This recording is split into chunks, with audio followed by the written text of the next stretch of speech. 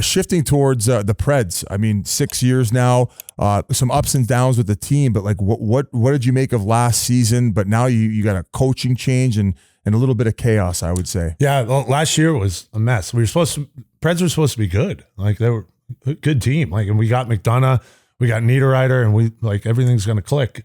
And then for whatever reason, it just, this career years that guys had before, like Forsberg, Duchesne, Johansson, like they just it dropped off a cliff. And so then, everything changes and Trotz comes in and pulls the trigger quick. Like guys were moving. And you look at it now, it's like, it's pretty impressive. The haul that the Preds got. Oh, for sure. Like this draft coming up is going to be insane. Like all these 13 draft picks they squeezed out, they cleared cap space. They can turn this around quick. And we saw all the young guys play. Like it was kind of fun. If you watch, I know everyone's like, well, they're out. We're not going to watch. But, Tommy Novak, Cody Glass, all these kids came out to play. Luke Evangelista is out there buzzing, just like. He played good. Yeah, they're just fun. They're just fun group of guys. And so I think, we'll see how long it takes for them to turn around. Johansson gone now. It's like there's going to be some new blood in that. You lost some leaders, but you got some young guys that are coming up, and you still have Saros, Yossi, McDonough. Like they're going to be good just because of that. Yeah, and I think Andrew Burnett's going to be great for you guys because I've talked to a lot of agents, a lot of players want to play for him. They love his offensive game and stuff. So, like you said, you got the cap space. I think you're going to see some free agents that obviously will play here. The wives will all agree to come here, so you won't see what's happening in these other cities in Nashville. Do you feel like it was Hines was maybe a little bit too defensive minded? Like, why do you think they ended up shifting? They all had a great year the year before. I don't know. I do think Hines, you have to work, you have to play the right way. He demanded a lot. He had the hard conversations. So I don't know. I whatever happened, it just the message wasn't getting through. But he did a great job with the young guys. We had a top six that shouldn't even was a Milwaukee top six, and then we're out winning games and almost made it into a playoff. Pushed, you guys were pushing. They made a push for the playoffs, which. You give Hines credit for that. Like he found it and, chicken shit to chicken salad. Yeah. Right? I was thinking with Trotzy, who we saw actually walking down the street. Busy and I were catching a bite. Trotzy was built like a refrigerator. Yeah, he was wheeling by. He's pretty jacked. Yeah, he's good shape. Yeah. He's a good dude. Players love him. Trotzy? Guys love him. Yeah, Trotzy. Yeah, his shoulder. He's got no neck. Hey, he's just like he's jacked. In the gym on the road. He's on the gym and he's just like I look over there and he's a brick. Just bowling balls for chucking weights. Yeah, he's just a monster. So he's saying though, he came in here, he's telling his scouts, let's hit some home runs, let's take some chances, let's go for it. So you talk about this draft, you talk about young guys, you talk about cap space. Do you expect like him to be fairly aggressive in, starting his tenor here? Like he's a pretty reserved, quiet guy, friendly. Well, it's kind of, I don't know how much he has to lose, right? Yeah. Like I think if you talk to him, he's really confident that he's going to do he works extremely hard. He's gone through this whole organization and talked to everyone. And so he's gone through that. I think he's going to take chances. I think he's going to be like, and not necessarily to try to win right now, but like, he wants to get exciting players. He wants to have the excitement in the game. And I think that's what he's looking for more. When you talk about the approach of talking to everyone, you mean like even like you, hey, what are you seeing? What do you think? He's talking. He talks to everyone. Like he goes like every player was in the lobby at the end of the year. Like we're going through it.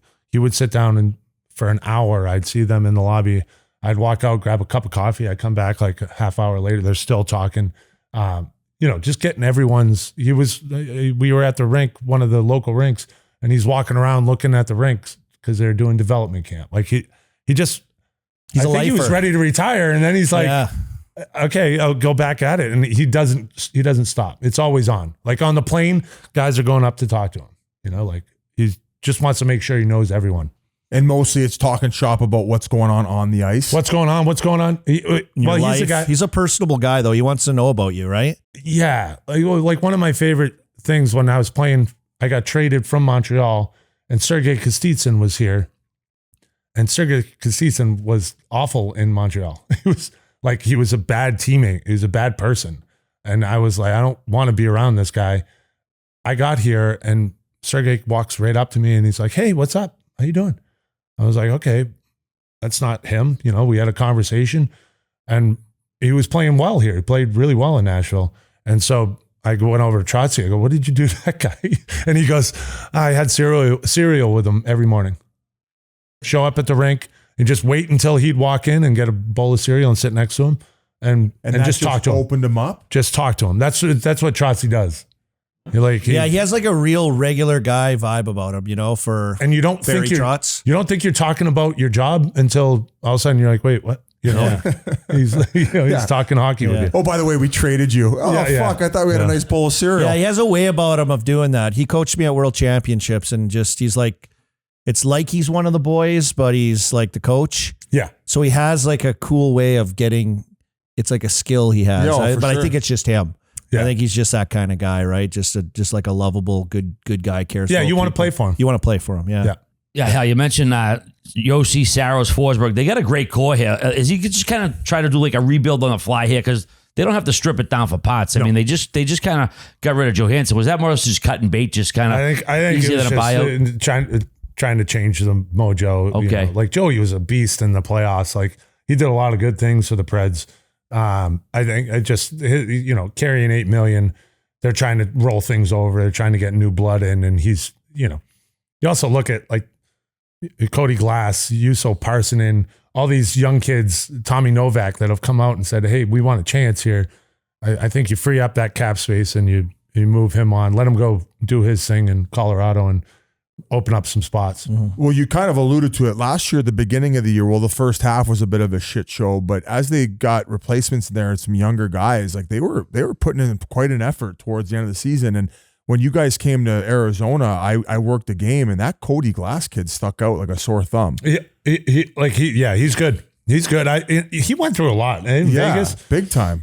First round pick, goes in there, had some injuries, battled back from it. I love the kid. First of all, he's a good old Canadian boy, just like how he's happy, smiley, but he's got an edge to him, and he started to find that. Like he's got some jam around the net, and he was playing that way. He's strong. He's stronger than you would think he would be, and I think that's where once he gets his game going, he's going to go. But there's a lot of guys like that are coming around. That Juuso Parssinen, like you have to watch him. He's the one who did through the legs, scored a goal, and to win it on OT, casual. I think Parssinen and Tolvanen, was it, who were very highly touted. Looking back, like what was not working with him, and why'd you guys just get rid of him for nothing? You know what? I feel bad for Tolvanen because when he got over here, great shot. They were like, hey, you got to learn the North American game. Like you got to play. So he went down to Milwaukee, and Tolvy comes back, and he's banging bodies, blocking shots. He's doing. But he lost his swagger with the puck, I don't know what swagger is with the puck, and you certainly saw lots of guys. I don't think anybody in this room knows what that is. But you can see when guys they feel it, and he lost that feeling, and but he was playing. I love the way he played. Like he was good. He's hitting penalty kill, doing whatever he could. He committed himself. He could have gone back to Russia and just scored goals and been like, screw you, I don't need to be here. But he put in the work, and then it just didn't work out. And so he had success in Seattle. So hopefully that continues because he's, again, I really he's a good kid. So I feel bad when you're outside of it, when you're in the locker room, you end up loving guys, right? Yeah. And then your other guys you don't care for, whatever. But when you're broadcasting, I feel like you get a soft spot for a guy, but you don't really know him all that well. So I feel like what I do know of him is I want that kid to be successful,